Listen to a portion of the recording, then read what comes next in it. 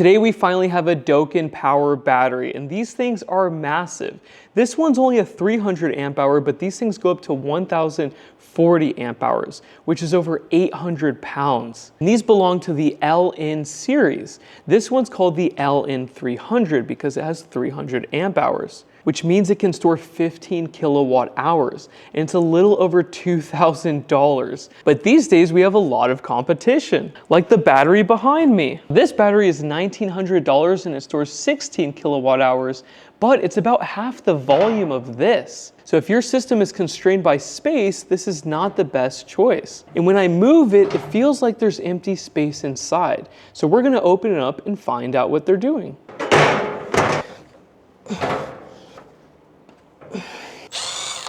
It looks nice, I like the design. Also, I removed the caster wheels that came with this battery. Same with the battery behind me and same with the Ruxus. Use a hand truck. It is so much safer, it's not even funny. Look at how much air is inside of this thing. It's like a bag of chips. I could almost fit inside of this. This is crazy if you chop me up a little bit. At least with the empty space, you can see what's going on. It's easier to look at everything. Connections feel pretty good. And the heatsink is on the bottom. It's pretty crazy to see the FETs exposed like this. The cable management is not the best. Like having this bundle right here, that doesn't look very good. Also, we have an inductor so it can throttle the charging current, which is a nice feature. They could easily tie these down and make it look so much better. Most of these are signal and voltage sensing, so it doesn't really matter, but I like it when it's organized. And the breaker's DC rated. This BMS can active balance up to 5 amps, which is insane. The other one that I just tested did 2 amps, and that could balance the battery in one night. Now, why is this module that connects to the BMS right here? They could have put this on the back wall or anywhere else.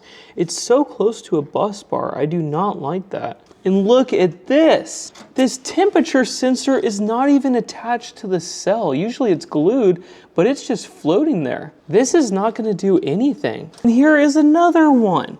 Why would they do that? You need these connected to the cells. These cannot assess the temperature of the cell unless they are directly connected. Now I do like how there's a steel bar going over the cells and there's holes for the overpressure relief valves. If these are connected to an active balancer and it can handle 5 amps, and these are 22 AWG, and usually this size wire is for 1 to 3 amps. 5 is the maximum in a bundle, so they're really pushing the limit of this wire. Also, with that much current, it's gonna change the voltage sensing capabilities. So these should be thicker. They need to fix that for sure and not have them bundled if they're connected to an active balancer. This is horrible. Gosh, quite a few red flags already. That's unfortunate. I also did some capacity tests on the first test. Very slow rate, I got 303 amp hours. Then I did a faster rate and I got 301 amp hours. So technically it passed, but the BMS shunt was not very accurate. On the screen it says it will pull 329 amp hours. But the current reading was off by around 10%. I measured it with my fluke, I measured it with the shunt, and I measured it with the variable load. And they all gave me the same numbers, but the BMS gave me a different number. So even though the screen says 330 amp hours, you're gonna get around 303 amp hours. Oh, look at this. I understand this is the active balancer. And these connect to the BMS. And these, I think, are for active balancing. But then it goes down to this distribution board and then goes to these smaller wires. So they really need to upgrade these because these look like the proper size for 5 amps. So I'm not impressed with the build quality at all. I think they have a lot of work to do. Now let's flip it up and let me show you the display. So to turn it on, you press this button. And it's a touch screen. So you can slide it over and you can see the cell voltages and the current, and then slide it over again, and now you have settings. And if you want to use communication protocol, this is where you change it. And it's a pretty simple screen, but you'll see it says 329 amp hours, but that's not accurate, and neither is the current. And it wasn't accurate at low or high rates. So even with 100 amps, it was showing 108 amps. And that's verified with a shunt and a fluke meter. So they need to recalibrate these before they let them leave the factory. Also, it has a large screen, but there's a lot of wasted space, just like the case. Like even on this page, look at all this empty space.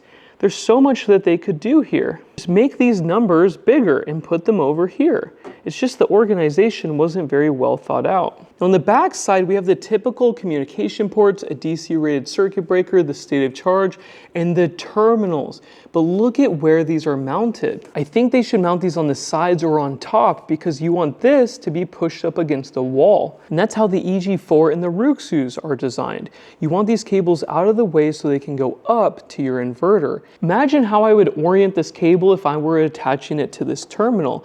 I'm not going to put it on the side or on the top. They have to be coming down, but the inverter is going to be up here. That's why all the EG4 and Ruxus have the cables going up. So I'm not sure what they're thinking about this. Like, are you supposed to connect it to a bus bar that's next to it? You're gonna have to route the cables to the side. Like, I just don't like this design. But unfortunately, I think I'm gonna cut this video short because I really don't like the build quality, especially the temp sensors and those bundled active balancer wires. That's just not safe. And there's better options for cheaper. The DIY battery that's behind me, that thing's $1,900 and the build quality is better. And it was more thought out, every single part of it. So I hope Docan Power goes back to the drawing board and looks at the competition because there's a lot of it now, especially at a really good price. So yeah, hopefully they can fix all these issues. Thank you so much for watching and I will see you in the next video. Bye.